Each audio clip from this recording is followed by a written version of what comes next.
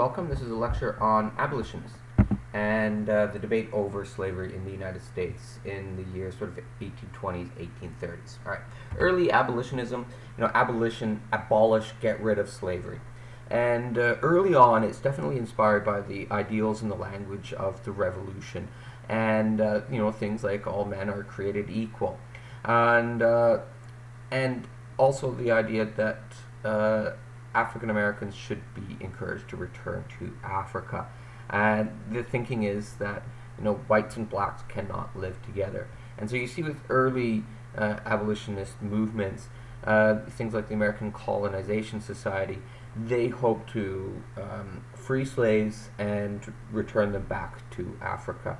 And Liberia, as you might know, was created as a refuge for freed African American slaves, and capital city Monrovia, named after President Monroe when it was sent up. And you can see, a number did return back to Africa, but for most slaves, America, the United States, is their home. It's where they're born. It's what they know. They don't, they know some traditions and of their ancestors' home, but for the most part, they really strongly disagree with this. And also, the Second Great Awakening had a lot to do to inspire, a newer generation to do it. The message of slavery as a sin, and that there's a strong impetus to get rid of slavery, and it's very much all those reformers, many of them also mixed up in the abolitionist movement as well. Now, as it got a little bit more steam in the 1820s, and then especially in the 1830s, they sort of split into two camps, the radicals and the moderates. And the radicals strongly opposed slavery on moral reasons, and they like to use moral suasion or moral persuasion as a strategy, educating people on the inherent evilness of the system and appealing to people's Christian faith to rid slavery. They wanted slaves freed immediately without compensation to the owner. Like, just boom, they're free. And they thought freed slaves should then enjoy full rights as citizens. And their leader is William Lloyd Garrison. We'll get to him in a moment. Now, moderates, much larger in numbers. The radicals, there's very few of them. They oppose slavery more on economic reasons than on religious or moral reasons. They argue that it's just not a very viable economic system, that it wastes labor, it's not very innovative, and that it should, and that free whites shouldn't have to compete with black slaves for work. They favored gradual emancipation, emancipation meaning freedom.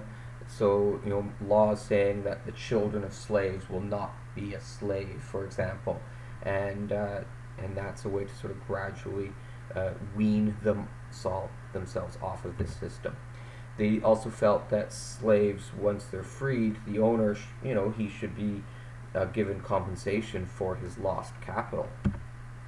And this is the group that's encouraging African Americans that should return. And Abraham Lincoln is a good example of a moderate abolitionist. Lincoln strongly opposed letting slaves and the slave system expand into new American territory, but he is largely fine with saying leaving it alone where it is, and felt that in time it would gradually disappear from those areas. And early on, he also believed that Africans and white Americans could not live together in society. But his views on that will change. Lincoln, one reason I really like him is he's a person willing to listen, and he can be persuaded by good reasoning, and he'll soften very much on this position. Now, the radicals, they got a lot of the press, and the leaders, as we said, is William Lloyd Garrison, and very strong Christian beliefs, and he was trying to free slavery through moral persuasion of people, and setting up his newspaper, The Liberator. And in his first address, at the end, he sort of puts it in big bold letters, I will be heard. That statement quite has resonated very strongly since. David Walker, and he was advocating violent revolution against it. And Frederick Douglass, a former slave, he escaped to the North, and through the lecture circuit, through his writings, he was making this encouraging emancipation through government action and political persuasion, as you might put it. And a very powerful speaker, very good writer, and he wrote down his life as a slave, the narrative of the life of Frederick Douglass. And another one is Sojourner Truth, or Isabella, and she's also a very strong speaker, and she's also involved in the women's rights movement. Sojourner. Now, the South, they do not like these radical abolitionists. Strongly opposed to them. They feel they are dangerous radicals, and to them, they would equate these abolitionists the same way we might equate radical terrorist today as somebody trying to destroy our way of life. In 1832 is a big turning point. Virginia was debating emancipation at the time. Didn't pass, but there, you can see there was consideration of ending the system, and then Nat Turner rebellions occurred. Same moments around when Garrison began his liberator, and Garrison bore the brunt of the blame for Nat Turner's rebellion. And there was a lot of violence, mob violence directed at Garrison. He was arrested. He was beaten up. He really suffered quite extensively for the backlash from this. And states throughout the South at this time passed stricter codes, laws, and blaming Northern abolitionists, of course, for it. And they really start to come out now with their defense of slavery as, not something that needs to end, but is actually a positive good. So what is the defense that they're making? Well, there's many different ones.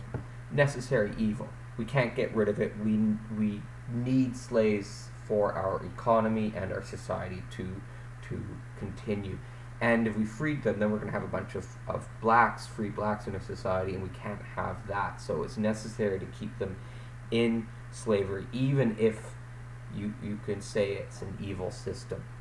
Thomas Jefferson sort of put it, you've got the wolf by the ears. You can't let go. It's in the Bible. Past biblical societies had slaves, so slavery can't necessarily be all that bad, right? Well, you could probably find, for whatever argument, positions in the Bible for both sides in pretty much anything. And so, not the strongest of defenses, but in a very Christian society, it had headway. Precedent. Romans had slaves, Greeks had slaves, every society has had slaves. Yes, true, but not nearly to the same nature that of southern United States slavery. It's protected in the Constitution. Slaves are property, gotta protect it. The racist arguments, slaves are blacks, Africans are inferior arguments. And it's our responsibility to take care of them. If we don't take care of these slaves, how is it they're possibly going to survive? Now, emancipation was taking place, and you can see here, we've got a line definitely being drawn, and this one, this is around the time of the Louisiana Purchase. We can see Pennsylvania 1780, New Jersey 1804. When they passed their emancipation laws, and of course it being restricted up in the old Northwest. And we've got a very definitive line, this line here, the Ohio River. Now, at the national level, there was just no debate in Congress. It's what's known as the gag rule. Abolitionists,